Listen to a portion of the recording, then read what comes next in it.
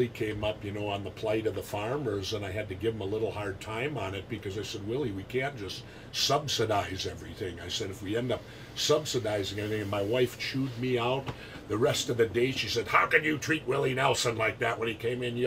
I said, honey, I got to be honest even with Willie. I said, you know, I'm a fiscal conservative, and I realize government can't be the answer for everything. You know, that yes, government should be there to support, but that's part of the problem. We've made government become the answer for everything. But I mean, now seeing trillions, not 700 billion, being just given to foreign banks, and then they're still holding liquidity back from the people. My whole point is, if they're going to take and devalue the currency and pump all this money out, might as well give it to the key infrastructure. Oh, absolutely. Well, my theory is that this whole thing started when agriculture collapsed. He was saying that the housing thing came second. Tell us about it. Well, you know, I've been in Farm Aid a long time, and I've been seeing 8 million family farmers leave the farm. Yep. And there was 8 million, and now there's less than 2 million, losing 300 to 500 a week. Yep. The reason they're going is because they're going out and taking the land back, and now they're taking the houses back that they sold. I mean, they told the farmer to plant, you know, fence post to fence post. We'll take care of you, buddy. Loaned him more money than he can pay back, and then he wound up losing his farm. Yep. Same thing happened to the house owner. Loan him more money than he can pay back. Now, the next thing you know, the government's got all the land, all the money, and we just give the asshole $600-700 billion more dollars. Yep.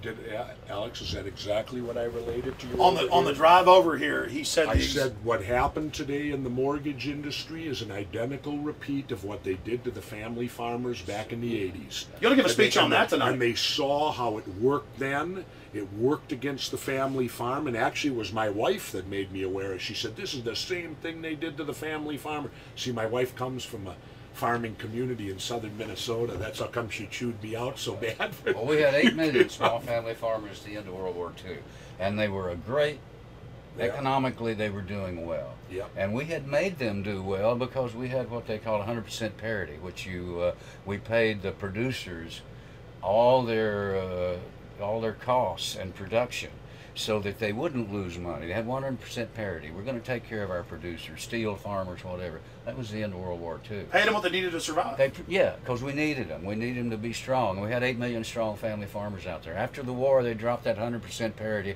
to a 60 to 70 sliding parity, which immediately took 2 million farmers off the land. So ever since then, they've been taking farmers off the land, moving them off into the city, where they cause more problems there. They become part of the problem in the big cities, and every time 5 farmers go under, 1 business in that town goes under.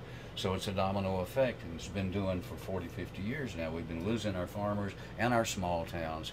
They're all going into the cities, and they're all crowded up in there trying to look for work, and that's where we're at. Yep. Why do you think the central government and the big banks want people off the land to control us? Well, yeah, they want the land. Whoever has the land and the money has the power.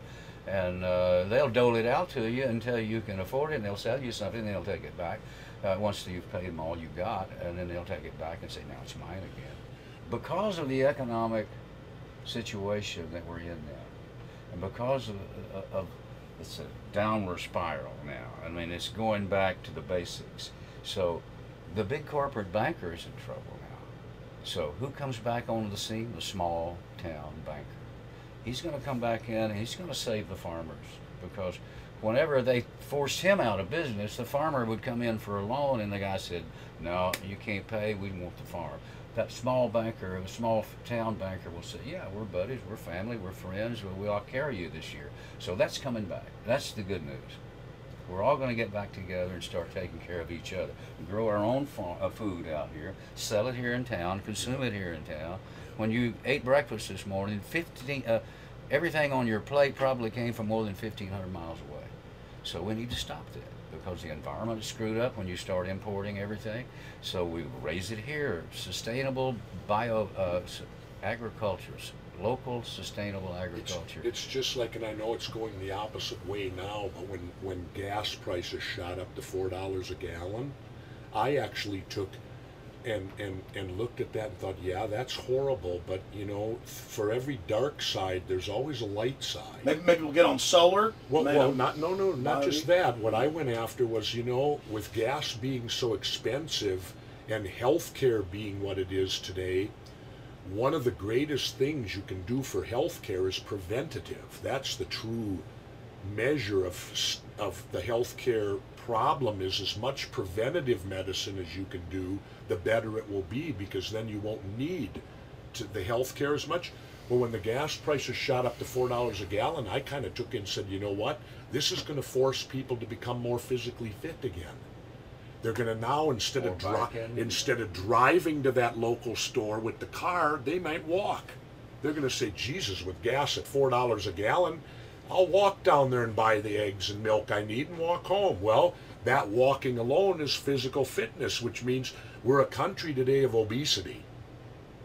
Well, with gas shooting up like it did, you may see obesity start coming down, and which turn our health industry will also prosper from that, because if we're all healthier, then there's not the expense. Well, that's like that France. They look at, and the more you can do of preventative, of telling people this is bad for you, just like when they warn you about cigarettes, or like we talked about the guy that did McDonald's. You know, I still can't figure out how they can put a warning on cigarettes, which take 20 to 30 years to kill you, when if you eat solely at McDonald's for 30 days, you're going to be dead. I think there ought to be a warning out there saying you must supplement your food, your nutrition.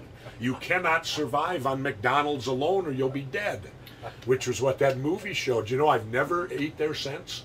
I have not eaten in a fast food place since I watched that movie, and I felt guilty because I thought, my God, I used to take my kids there. I used to feed my kids there. No, it's deadly. I haven't eaten in years. You know, and so I stopped eating it. But then, as I was telling Alex, I said the great thing about what that gentleman did with that film, Super Size Me, he proved that one person can make a difference.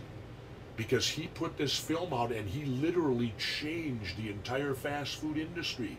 They sued to try to not have him get him out, but when they lost that suit and the film came out, well, all of a sudden they started putting salads and fruit in the fast food places where you could actually go there. And they stopped the supersize. And they stopped, you know, offering the supersize. You now have to ask for it.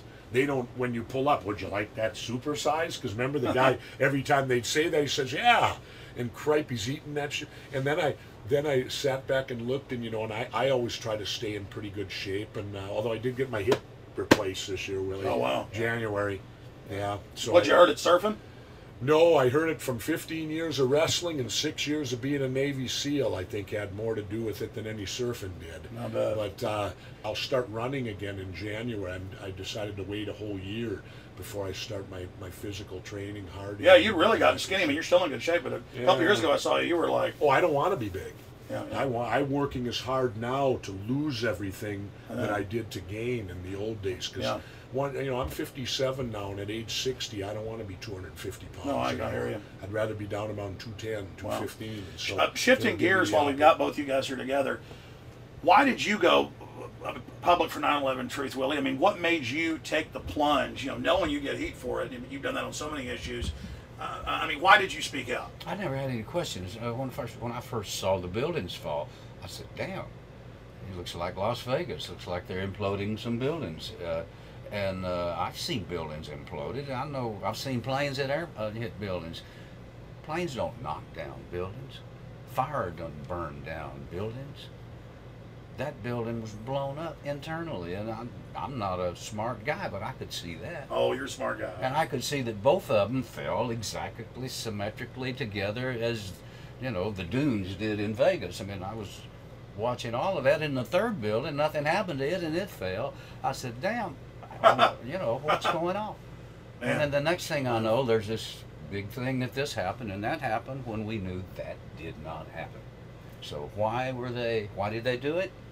I have a theory. They did it so we could go to war. Why did they do everything? So we can go to war.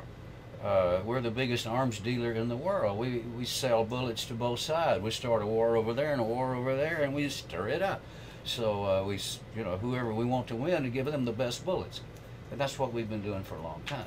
Well, for people that can't believe that, there's examples like the Gulf of Tonkin where they claimed our ships were attacked, and that led to 58,000 dead Americans, over 1 million Vietnamese. So this has been done over and over again, and then the way they've taken our liberties,